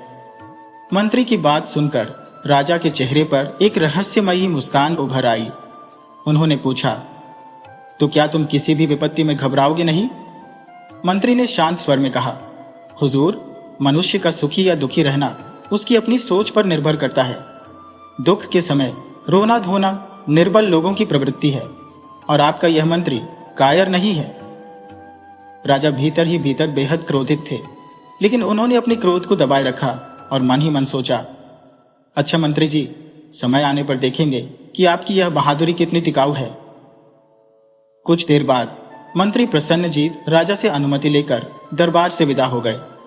हालांकि वह भली भांति समझ गए थे कि उनकी बातों ने राजा के मन में कुछ परिवर्तन किया है और अब राजा अवश्य ही उन्हें परखने का प्रयास करेंगे। फिर भी उन्होंने ईश्वर पर भरोसा रखते हुए सोचा, जो भी होगा अच्छा ही होगा। मेरे सिद्धांतों में कोई बदलाव नहीं आ सकता। समय धीरे धीरे बीतता गया। 1 माह गुजर गया, परंतु राजा ने कोई ऐसा संकेत नहीं दिया जिससे लगे कि वे मंत्री की परीक्षा लेने वाले हैं। मंत्री प्रसन्नजीत अपनी दिनचर्या के अनुसार दरबार आते जाते रहे और अपने कार्यों को पूरी निष्ठा से निभाते रहे। एक दिन भरे दरबार में राजा ने अचानक एक छोटी सी सोने की डिबिया मंत्री को सौंपते हुए कहा, मंत्री जी, यह डिबिया मेरे लिए अत्यंत मूल्यवान है। मैंने इसे कभी अपने शाही खजाने में भी नहीं रखा, बल्कि हमेशा इसे अपने पास ही रखा है। अब क्योंकि मुझे शिकार पर जाना है, मैं इसे आपकी जिम्मेदारी सौंप रहा हूं। इसे मेरी अनुपस्थिति में संभाल कर रखना। यह डिबिया मेरे पिताजी ने मुझे बड़े स्नेह से दी थी। मंत्री ने विनम्रता से कहा, महाराज, क्या आप मुझे बता सकते हैं कि इस डिबिया में कौन सी बेशकीमती वस्तु है? राजा ने डिबिया खोली और उसे सभी के सामने रखा। दरबार में उपस्थित सभी लोग उस डिबिया के भीतर रखे विशाल और अद्वितीय मोती को देखकर विस्मित रह गए। उसकी चमक और सुंदरता हर किसी को मोहित कर रही थी। राजा ने कहा, यह मोती मेरी जान से भी ज्यादा कीमती है। इसकी रक्षा करना अब तुम्हारी जिम्मेदारी है, लेकिन याद रखना, यदि यह कहीं खो गया तो तुम्हें कठोर सजा मिलेगी। मंत्री समझ गए कि यह राजा द्वारा रची गई एक चाल है। वह झुककर बोले, महाराज, मैं जानता हूं कि इस अमूल्य वस्तु के खोने पर गंभीर परिणाम होंगे। मैं इसे अपनी जान से भी अधिक संभाल कर रखूंगा और जब भी आपका आदेश होगा, यह डिबिया आपके समक्ष प्रस्तुत कर दूंगा। राजा ने संतोष प्रकट करते हुए कहा, ठीक है, इसलिए मैंने भरे दरबार में तुम्हें यह जिम्मेदारी सौंपी है। दरबार समाप्त होने के बाद मंत्री प्रसन्नजीत डिबिया लेकर अपने घर पहुंचे। मंत्री को अपनी पत्नी पर पूर्ण विश्वास था। उन्होंने अपनी पत्नी को बुलाकर सारा वृतांत बताया और डिबिया सौंपते हुए कहा, इस डिबिया को तहखाने में सुरक्षित रख दो और इस बात को किसी से भी साझा मत करना, यहां तक कि हमारी बेटी से भी नहीं। यदि यह डिबिया गलती से भी खो गई तो मुझे जो सजा मिलेगी वह हमारे पूरे परिवार को बर्बाद कर देगी। पत्नी ने आश्वासन दिया, आप निश्चिंत रहे, मैं इसे ऐसी जगह रखूंगी जहां किसी की पहुंच ना हो। उस स्थान पर मेरे गहने और कीमती वस्तुएं भी रखी हैं। आज तक वहां से कुछ भी गायब नहीं हुआ। आधी रात को जब उनकी बेटी गहरी नींद में थी, मंत्री की पत्नी मोमबत्ती लेकर तहखाने में गई। उसने तिजोरी खोली, गहनों वाला संदूक निकाला और उसमें डिबिया रखकर तिजोरी बंद कर दी। इसके बाद वह तहखाने से बाहर आकर आराम से सोने चली गई। दूसरी ओर राजा शिकार के लिए प्रस्थान कर गए और 15 दिनों तक महल से बाहर रहे। लौटने पर उन्होंने नगर की 3 कुटनियों को महल में बुलवाया। कुटनी उन स्त्रियों को कहा जाता था जो वेश बदलकर लोगों को ठगने में निपुण होती थी। राजा ने उनसे पूछा, तुम लोग क्या क्या करने में सक्षम हो? पहली महिला ने आत्मविश्वास से कहा, महाराज, आपकी आज्ञा हो तो मैं आसमान को चीर सकती हूं। दूसरी ने तत्परता से कहा, हुजूर, मैं आसमान को चीरने के साथ साथ उसे वापस चलने का हुनर भी रखती हूं। तीसरी, जो एक वृद्धा थी, बोली, महाराज, मैं न तो आसमान को चीर सकती हूं और न उसे सिल सकती हूं, लेकिन यदि किसी के घर का गुप्त भेद जानने की बात हो तो वह मैं अवश्य कर सकती हूं। चाहे कोई वस्तु कितनी भी गुप्त स्थान पर छिपी हो, मैं उसे ढूंढ निकालूंगी। यहां तक कि यदि कोई लड़की 7 पर्दों के भीतर छिपी हो तो भी मैं उसे उड़ा लाने में सक्षम हूं। राजा ने पहली 2 महिलाओं को कुछ पुरस्कार देकर विदा किया, लेकिन तीसरी वृद्धा को रोक लिया। उसे एकांत में बुलाकर राजा ने कहा, मैं तुम्हें एक ऐसा कार्य सौंपने जा रहा हूं जो अत्यंत गोपनीय है। यदि तुमने इस रहस्य को किसी को बताया तो तुम्हें जिंदा जमीन में दफना दिया जाएगा। वृद्धा ने आत्मविश्वास भरे स्वर में उत्तर दिया, महाराज, चाहे कोई मेरी गर्दन पर छुरी भी रख दे, मैं यह राज किसी को नहीं बताऊंगी। राजा ने कहा, सुनो बुढ़िया, मैंने एक बहुमूल्य मोती अपने मंत्री प्रसन्नजीत के घर पर रखवाया है। वह मोती एक सोने की डिबिया में सुरक्षित है। मैंने मंत्री को आदेश दिया है कि वह इसे पूरी सुरक्षा के साथ रखे। अब मैं मंत्री की निष्ठा और सतर्कता की परीक्षा लेना चाहता हूं। यदि तुम वह मोती मेरे पास ले आओगी तो तुम्हारी 7 पीढ़ियां धन संपत्ति में डूबी रहेंगी, परंतु यदि असफल हुई तो तुम्हें कठोरतम दंड दिया जाएगा। वृद्धा, जो बहुत ही चतुर और चालाक थी, मुस्कुराते हुए बोली, महाराज, मैंने आज तक जिस भी कार्य को अपने हाथ में लिया है उसे पूरा किए बिना कभी नहीं छोड़ा, परंतु मेरी आपसे एक विनती है। ये कार्य कठिन है, मुझे इसे पूरा करने के लिए कम से कम 6 महीने का समय चाहिए। यदि ईश्वर ने साथ दिया तो 6 महीने के भीतर मैं वह मोती आपके सुपुर्द कर दूंगी। राजा वृद्धा की बातों से संतुष्ट हो गए और कुछ इनाम देकर उसे विदा किया।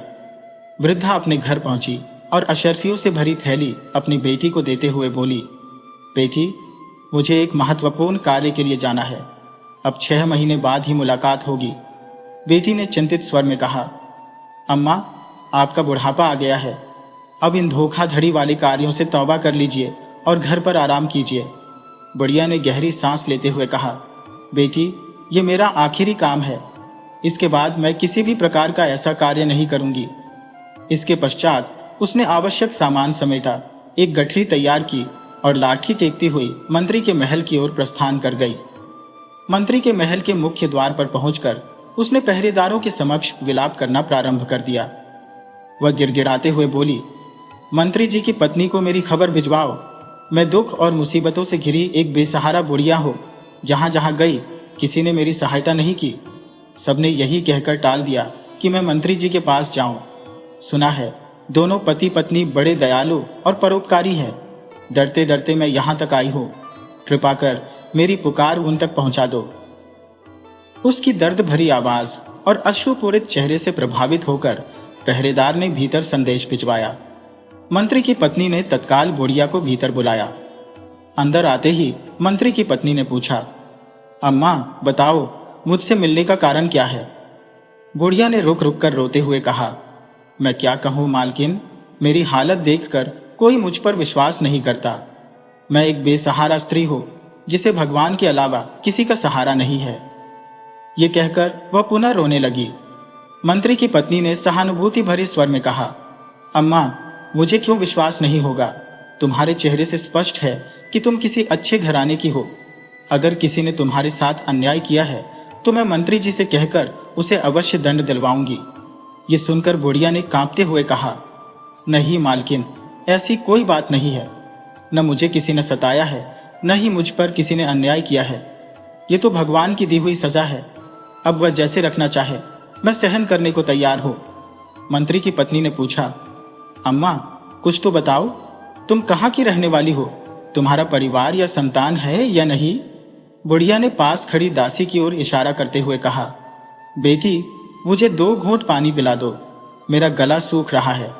यह भूख और प्यास बहुत कठोर चीजें हैं जो इंसान को दूसरों के आगे हाथ फैलाने पर मजबूर कर देती है।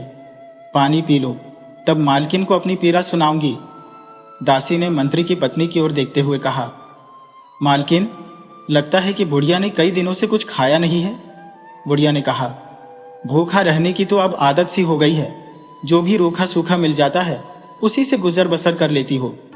यह सुनकर मंत्री की पत्नी ने दासी से कहा, पहले इन्हें भोजन करवाओ, फिर मैं इनकी कहानी सुनूंगी।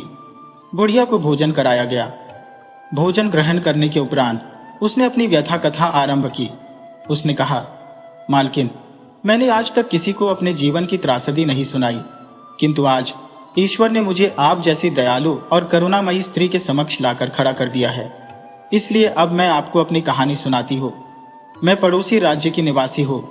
मेरा एक युवा पुत्र था और तीर्थ यात्रा पर जाने का मुझ में अपार उत्साह था, परंतु मेरे पति को राजा ने कभी अवकाश नहीं दिया। एक दिन ऐसा संयोग हुआ कि राजा की मृत्यु हो गई और उसका पुत्र गद्दी पर बैठा। तब मेरे पति को तीर्थ यात्रा की अनुमति प्राप्त हुई। हमारा संपूर्ण परिवार और कई अन्य लोग तीर्थ यात्रा पर निकले। मार्ग में एक नदी आई जिसे नाव के सहारे पार करना था। दुर्भाग्यवश नाव पलट गई। सभी यात्रियों ने वहीं प्राण त्याग दिए। मैं, इस अभागिन बुढ़िया, न जाने कैसे बहकर किनारे पहुंच गई और जीवित बच गई, लेकिन मैं किस स्थान पर आ गई थी इसका मुझे कोई बोध नहीं हुआ। कई महीने मैंने यहां वहां भटक कर लोगों के यहां छोटे मोटे काम करते हुए अपने जीवन का निर्वाह किया। मेरा कोई ठिकाना नहीं था। बंजारों की तरह भटकते भटकते मैं आपके नगर में आ पहुंची। अब मैं वृद्ध हो चुकी हूं। श्रम करने की सामर्थ्य मुझ में नहीं रही। मेरे हाथ पांव कांपते हैं और सांस लेने में तकलीफ होती है। यहां आने पर लोगों ने मुझे सुझाव दिया कि मंत्री जी के महल में जाऊं। उन्होंने कहा कि मंत्री और उनकी पत्नी बड़े दयालु है। ये सुनकर मैं डरते डरते आपके द्वार पर आ पहुंची। यह कहकर बुढ़िया पुनः अश्रुधारा में डूब गई। मंत्री की पत्नी ने कोमल स्वर में कहा, अम्मा तुम तनिक भी चिंता मत करो, जो भी तुम कहोगी मैं करने को तैयार हो। यदि तुम अपने देश वापस जाना चाहती हो तो तुम्हें वहां पहुंचा दिया जाएगा। बुढ़िया ने रुंधे हुए गले से उत्तर दिया, अब अपने देश जाकर मैं क्या करूंगी? वहां मेरा कोई नहीं बचा है। अब तो बस इतना चाहिए कि 2 वक्त का भोजन और पहनने के लिए 2 जोड़ी कपड़े मिल जाए। शेष जीवन ईश्वर की भक्ति में व्यतीत करना चाहती हो। यह सुनकर मंत्री की पत्नी ने कहा, अम्मा घबराओ मत, मैं तुम्हें यही अपने महल में स्थान दूंगी। मंत्री की पत्नी के इन वचनों से बुढ़िया के चेहरे पर राहत की झलक आ गई। उसने मुस्कुराते हुए कहा, यहां रहकर तो मैं अपनी सारी विपत्तियां भूल जाऊंगी। हो सकता है कि मुझे आपकी बेटी के विवाह के दर्शन भी करने का सौभाग्य प्राप्त हो। मंत्री की पत्नी ने तत्क्षण एक नौकरानी को आदेश दिया कि बुढ़िया के लिए एक कक्ष तैयार किया जाए और उसमें आवश्यक सभी वस्तुएं पहुंचाई जाए। रात्रि के समय जब मंत्री घर लौटे तो उनकी पत्नी ने दिन भर की पूरी घटना का विवरण उन्हें सुनाया। मंत्री कुछ देर विचार करते हुए बोले, आजकल किसी अपरिचित स्त्री को घर में रखना जोखिम भरा हो सकता है, परंतु जो तुमने मुझे बताया है उसमें भी सत्य की झलक है। कुछ समय पूर्व एक नाव दुर्घटना हुई थी जिसमें सभी यात्री प्राण गंवा बैठे थे। यह भी संभव है कि यह बुढ़िया उन्हीं में से हो, लेकिन तुम्हें उस पर नजर रखनी चाहिए। मंत्री की पत्नी ने प्रश्न किया, आपको यह कैसे ज्ञात हुआ कि कोई नाव दुर्घटना घटी थी? मंत्री ने उत्तर दिया, विभिन्न देशों से व्यापारी मेरे पास आते हैं, उनसे हर क्षेत्र की खबरें मालूम होती रहती है। फिर भी मुझे यह आशंका है कि यह कहीं महाराज की कोई चाल न हो। मंत्री की पत्नी ने उन्हें आश्वासन दिया, यह अम्मा तो अत्यंत सरल हृदय और ईमानदार प्रतीत होती है। यह बात समाप्त हो गई। इसके पश्चात बुढ़िया महल में ही रहने लगी। वह प्रातःकाल उठकर ईश्वर की आराधना करती, भोजन ग्रहण करती और दोपहर के समय मंत्री की पत्नी के पास जाकर बातचीत करती। 1 माह इसी प्रकार बीता। मंत्री अब निश्चिंत हो चुके थे। मंत्री की पुत्री को भी बुढ़िया विविध प्रकार की कहानियां और किस्से सुनाया करती। लगभग 14-15 वर्ष की वह लड़की बुढ़िया को अत्यंत स्नेह करने लगी और उन्हें नानी अम्मा कहने लगी। महल के समस्त सेवक सेविकाएं भी बुढ़िया का आदर करते, क्योंकि वह सभी से मधुर बातें किया करती थी। बुढ़िया से हर कोई सहानुभूति रखता था। 4 माह इसी तरह व्यतीत हो गए। मंत्री की पत्नी को अपनी पुरानी सेविकाओं से अधिक अब बुढ़िया पर भरोसा हो चला था। दूसरी ओर बुढ़िया भी जान चुकी थी कि मंत्री की पत्नी उच्च कुल की है और उन्हें सरलता से अपने जाल में फंसाया जा सकता है। मंत्री की पत्नी जहां भी जाती बुढ़िया को साथ ले जाना चाहती, किंतु बुढ़िया सदैव मना कर देती और महल में ही रहती। उनके हाथ में सदैव एक माला रहती थी और सांध्य काल में वह रामायण का पाठ करती थी। 1 और माह बीत गया। तभी एक दिन मंत्री की पत्नी को अपने भतीजे की शादी का आमंत्रण प्राप्त हुआ। उन्हें 2-3 दिनों के लिए वहां जाना था। बुढ़िया ने उन्हें परामर्श दिया, मालकिन, छोटा मुंह बड़ी बात, लेकिन मैं इसलिए कहती हूं क्योंकि आप मेरी हर बात मान लेती है। मेरी राय है कि आप अपनी बिटिया को साथ न ले जाए। वह अभी अभी बुखार से उबरी है और उसका शरीर अभी दुर्बल है। विवाह समारोह की चहल पहल में उसे कष्ट हो सकता है। आपके घर जैसा आराम उसे वहां नहीं मिलेगा। हाँ, यदि आप चाहें तो विवाह के दिन वह किसी दासी के साथ वहां पहुंच सकती है। शेष आप स्वयं समझदार है। मंत्री की पत्नी ने गहरी सांस लेते हुए कहा, अम्मा, तुम ठीक कहती हो। ऐसा ना हो कि मेरी बेटी की तबीयत फिर बिगड़ जाए। उन्होंने तहखाने की चाबियां बुढ़िया की ओर बढ़ाते हुए कहा, अम्मा, ये चाबियां संभाल लो।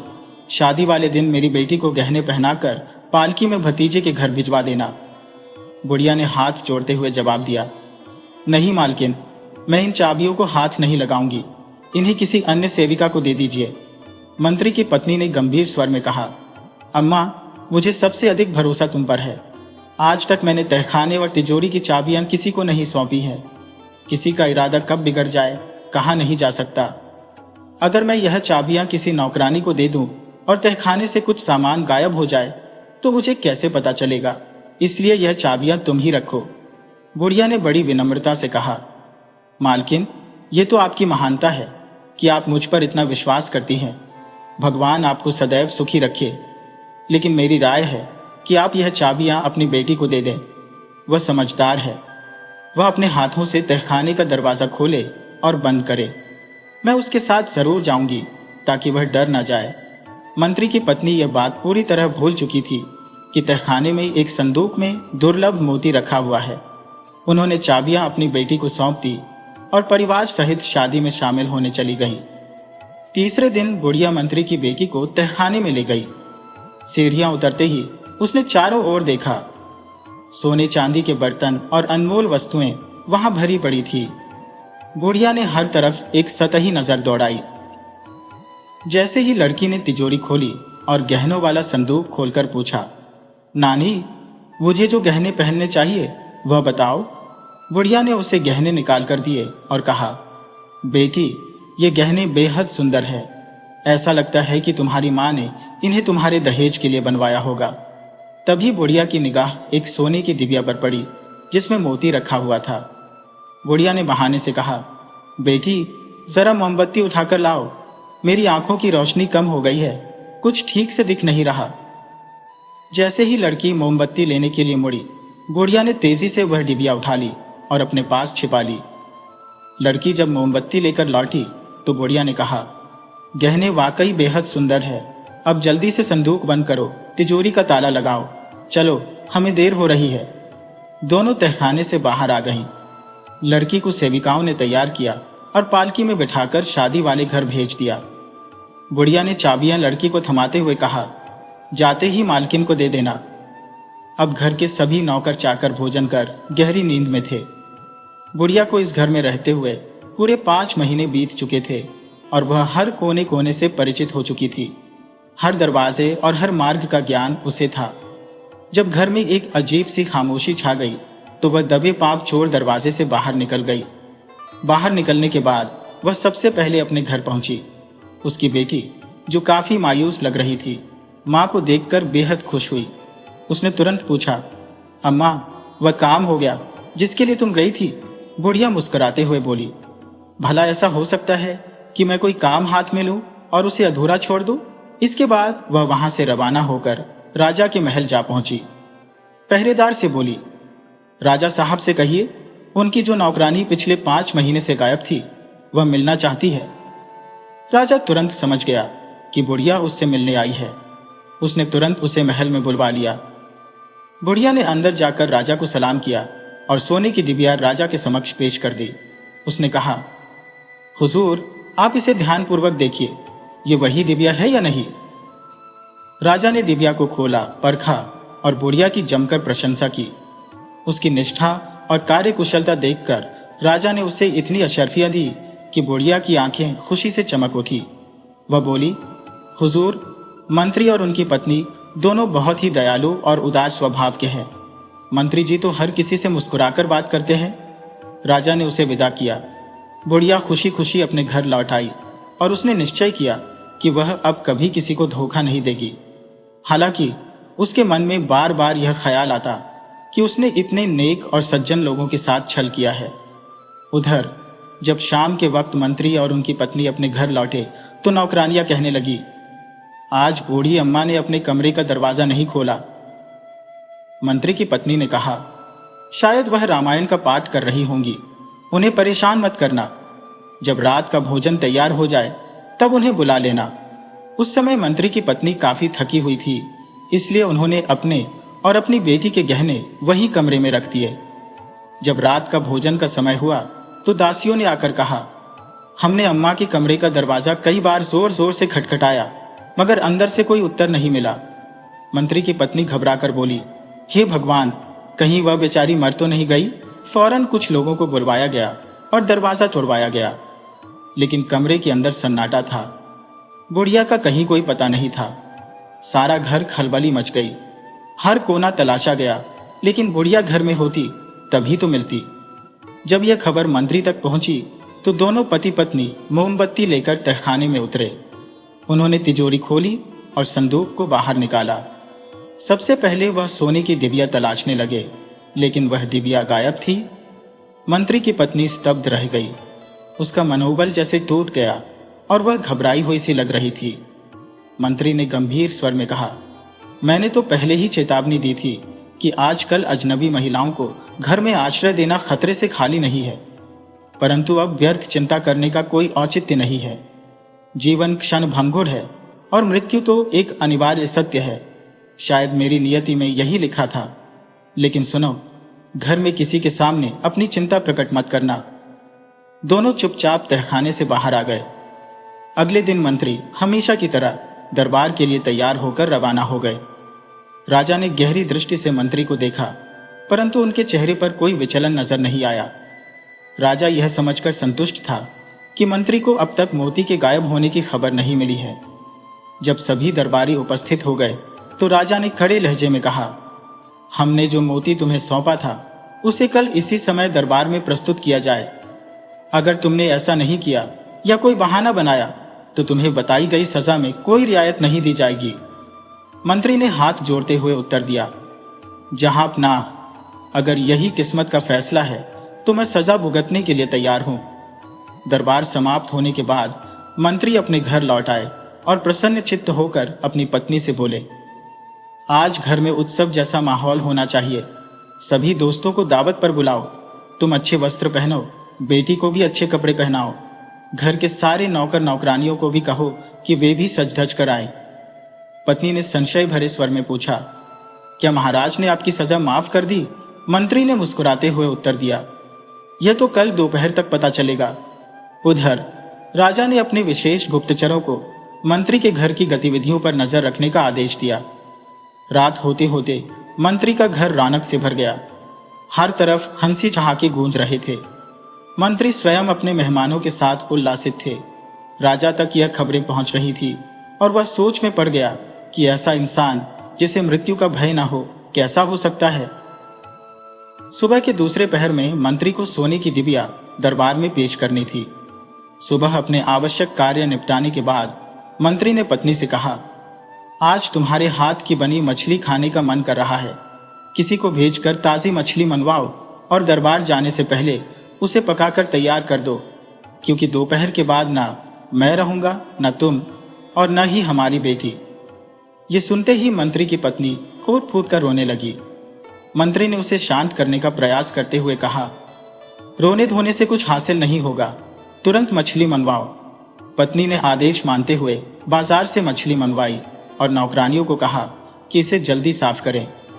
जब नौकरानी ने मछली का पेट काटा तो उसमें एक छोटी डिबिया छिपी हुई थी। हैरानी से भरी नौकरानी ने वह डिबिया अपनी मालकिन को दिखाते हुए कहा, मालकिन, ये क्या चीज है? मंत्री की पत्नी ने डिबिया को हाथ में लेते हुए कहा, लाओ, मुझे दिखाओ। नौकरानी ने डिबिया को पानी से अच्छी तरह धोकर अपनी मालकिन को दे दिया। मंत्री की पत्नी ने डिबिया को गौर से देखा तो पहचान गई कि यह वही डिबिया है जो राजा ने मंत्री के पास रखवाई थी। जब उसने डिबिया खोली तो उसके भीतर वह कीमती मोती सुरक्षित रखा था। इस अप्रत्याशित खुशी से उसकी आंखों से आंसू बहने लगे। वह दौड़ती हुई अपने पति के पास पहुंची। मंत्री ने पत्नी को घबराया हुआ देखकर पूछा, क्या मछली बनकर तैयार हो गई? पत्नी ने प्रसन्नता से कहा, अब आप दरबार से लौटने के बाद इत्मीनान से अपनी मनपसंद मछली का स्वाद लीजिए। मंत्री ने मुस्कुराते हुए उसकी ओर देखा और कहा, शायद तुम्हें कोई भ्रम हो गया है। क्या तुम भूल गई कि राजा ने भरे दरबार में मेरे लिए कठोर सजा का ऐलान किया है? आज वह अपने वचन से पीछे नहीं हटेंगे। पत्नी ने आत्मविश्वास से कहा, अगर भगवान ने चाहा तो वह समय कभी नहीं आएगा। यह देखिए, यह क्या है? कहते हुए उसने सोने की डिबिया मंत्री की ओर बढ़ा दी। मंत्री ने उसे खोलकर देखा और उसमें वही मोती पाया। उसने प्रश्नसूचक दृष्टि से पत्नी की ओर देखा। पत्नी ने मुस्कुराते हुए कहा, भगवान ने हमारी जिंदगी में और खुशियां भेजने की ठानी है। तभी यह डिबिया मछली के पेट से निकली। मंत्री ने तुरंत हाथ जोड़कर ईश्वर का धन्यवाद किया और डिबिया को संभालकर अपनी जेब में रख लिया। दरबार में पहुंचकर मंत्री अपनी जगह पर बैठ गए। धीरे धीरे सभी दरबारी वहां जमा हो गए। पहरेदार ने महाराज के आगमन की घोषणा की और सभी लोग खड़े हो गए। राजा ने दरबार पर एक सरसरी नजर डाली और अपनी गद्दी पर बैठ गए। राजा को पूरा विश्वास था कि मंत्री भय के कारण भाग चुका होगा, लेकिन जब उसने मंत्री को दरबार में मौजूद देखा तो उसकी हिम्मत की दाद दी। राजा ने कड़े स्वर में पूछा, क्या तुम मोती वाली डिबिया लाए हो? मंत्री ने खड़े होकर आदर पूर्वक कहा, जहां पनाह, मैं वह डिबिया लेकर उपस्थित हो। राजा को यकीन था कि मंत्री शायद नकली मोती लेकर आया होगा, क्योंकि वह डिबिया तो कल रात महल की खिड़की से उसके हाथ से छूटकर नदी में गिर गई थी। राजा ने गुस्से में कहा, डिबिया मेरे सामने प्रस्तुत करो। मंत्री ने डिबिया लेकर राजा के सामने रख दी। राजा ने डिबिया उठाई और उसे ध्यानपूर्वक देखा। डिबिया पर उसके पिता का नाम खुदा हुआ था। राजा ने डिबिया को खोला और उसमें मोती को चमचमाते हुए देख उसकी हैरानी का कोई ठिकाना नहीं रहा। उसने मंत्री की ओर खड़ी नजरों से देखते हुए सवाल किया, यह डिबिया तुम्हारे पास कैसे पहुंची? मंत्री ने हाथ जोड़कर उत्तर दिया, जहां अपना, यही डिबिया आपने स्वयं भरे दरबार में मुझे सौंप कर कहा था कि इसे संभाल कर रखो। राजा ने गंभीर स्वर में कहा, यह सच है कि मैंने इसे तुम्हें दिया था, लेकिन बाद में इसे तुम्हारे घर से एक स्त्री के माध्यम से निकलवा कर अपने पास मंगवा लिया था। कल रात जब मैं अपनी रानी के साथ महल के पीछे की खिड़की पर खड़ा था तो यह डिबिया अचानक मेरे हाथ से फिसलकर महल के पास बहती नदी में गिर गई। अब यह तुम्हारे पास कैसे पहुंची? मंत्री ने विनम्रता से कहा, महाराज, लगता है कि ईश्वर को अभी मेरे जीवन के दिन पूरे नहीं करने थे। आपने जो सजा मेरे लिए तय की थी, मैंने तो उसे पूरी श्रद्धा से स्वीकार कर लिया था। आज सुबह मैंने अपनी पत्नी से कहा कि मैं उसके हाथों की बनी मछली आखिरी बार खाना चाहता हूँ। उसने मछली मंगवाई और जब मछली का पेट काटा गया तो यह डिबिया उसमें से निकली। राजा ने गहरी सांस लेते हुए कहा, भाई, सच कहूं तो तुम जीत गए और मैं हार गया। तुम्हारे जैसे सिद्धांतवादी व्यक्ति बिरले ही होते हैं। तुम्हारी जगह कोई और होता तो कल रात ही उसके प्राण डर और चिंता से निकल चुके होते, लेकिन तुम्हारे चेहरे पर तो एक शिकन तक नहीं आई। मैं तुम्हारी साहस और निश्चिंतता को प्रणाम करता हूं। इसके बाद राजा ने दरबारियों की ओर दृष्टि डालते हुए कहा, आप सभी ने देखा कि मैंने अपने मंत्री की परीक्षा किस प्रकार ली और उन्होंने यह सिद्ध कर दिया कि कठिनतम परिस्थितियों का भी सामना कैसे हंसते हुए किया जाता है। मंत्री ने विनम्रता पूर्वक हाथ जोड़ते हुए कहा, महाराज, आपकी इस कृपा और सम्मान के लिए मैं हृदय से आभारी हूँ। ये मेरा सौभाग्य है कि मुझे आपकी सेवा का अवसर मिला। किंतु मेरी एक विनती है, आज तो भाग्य ने मेरा साथ दिया, परंतु भविष्य में क्या होगा ये कोई नहीं जानता। आप न जाने मेरी और कौन कौन सी परीक्षा लें। अतः मेरी प्रार्थना है कि मुझे अपने पद से त्याग पत्र देने की अनुमति दी जाए, ताकि मैं एक शांतिपूर्ण जीवन व्यतीत कर सकूं। मेरी एक पुत्री है जिसे मैं किसी योग्य वर से ब्याह कर शेष जीवन ईश्वर की आराधना में लगाना चाहता हूं। आपके द्वारा दिया गया सब कुछ मेरे लिए पर्याप्त है। राजा ने गंभीरता से उत्तर दिया, तुम्हारी अधिकांश बातों का उत्तर मैं तुम्हें अलग से दूंगा, परंतु जहां तक तुम्हारी पुत्री के विवाह की बात है, मैं भरे दरबार में यह घोषणा करता हूं कि मैं तुम्हारी पुत्री का विवाह अपने पुत्र से करना चाहता हूं। मैं उसे अपने घर की बहू बनाना चाहता हूं। ये सुनते ही मंत्री की आंखों में अश्रु उमड़ने को थे, परंतु उन्होंने उन्हें रोक लिया। इसके पश्चात दरबार समाप्त हो गया। मंत्री ने घर जाकर अपनी पत्नी को यह पूरी घटना विस्तार से सुनाई। उस रात राजा ने मंत्री को एकांत में बुलाया और कहा, तुम जैसे बुद्धिमान और निष्ठावान व्यक्ति को इतनी कठोर सजा देना मेरे लिए संभव नहीं था। मैं केवल तुम्हारी निष्ठा और धैर्य की परीक्षा लेना चाहता था, जिसमें तुम पूर्णतः सफल हुए। तुम तो एक अद्वितीय रत्न हो, जिसे मैं अपने पास से कहीं जाने नहीं दूंगा। अब निश्चिंत होकर अपनी पुत्री के विवाह की तैयारी करो। मंत्री ने उत्तर दिया, महाराज, आपके आदेश से बढ़कर मेरे लिए कुछ भी नहीं है। इसके पश्चात बड़ी धूमधाम से दोनों बच्चों का विवाह संपन्न हुआ। मंत्री पुनः दरबार की शोभा बन गए और अपने कर्तव्यों का निर्वहन करते रहे।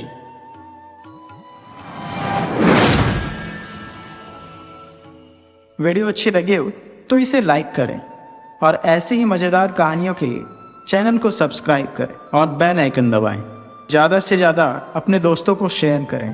धन्यवाद।